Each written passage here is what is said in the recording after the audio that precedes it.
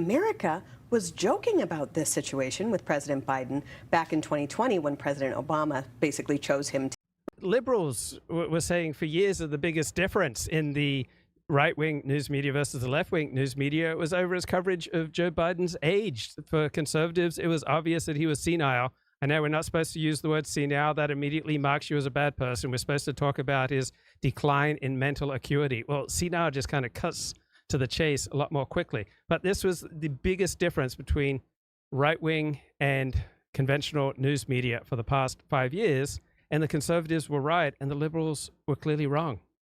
The nominee, and he was foisted on the American people. But everybody is still lying. I mean, the Biden presidency is in many ways just a continuation of the Obama presidency. But worse. And the media and other Democrat Party elites are not really covering the real issue there, which is Joe Biden's not popular, not because of his age or his mental acuity, but because of his policies and what he has done to the country. And so I don't see the media covering those issues. Before the debate, Joe Biden had favorability in the 30 percentile. They were, he did the debate because he was losing. Right. And now so he's losing by more. They're still not covering the story that is actually late today, Charlie, Tester from Montana, Sherrod Brown from Ohio, Michael Bennett from Colorado were all quoted, again, it's all conveniently coming out, that they don't see Biden winning, that they think this is going to be Trump's election. What of that? Yeah, suddenly, these people are playing with other people's money.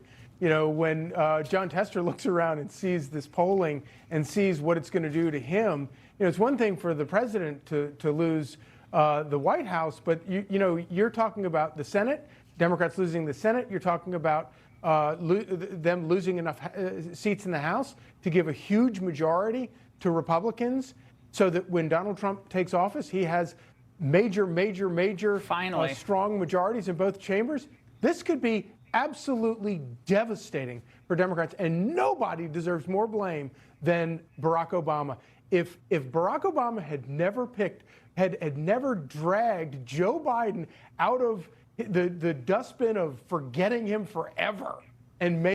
So I'd love to get Elliot Black back on the show, because when particularly conservatives talk about why was there's such an organized cover-up by our elites, particularly our elites in the media, why did the Biden aides cover up his precipitous mental decline? And the most common answer you get is, well, Biden's aides simply did the best they could with the hand they were dealt.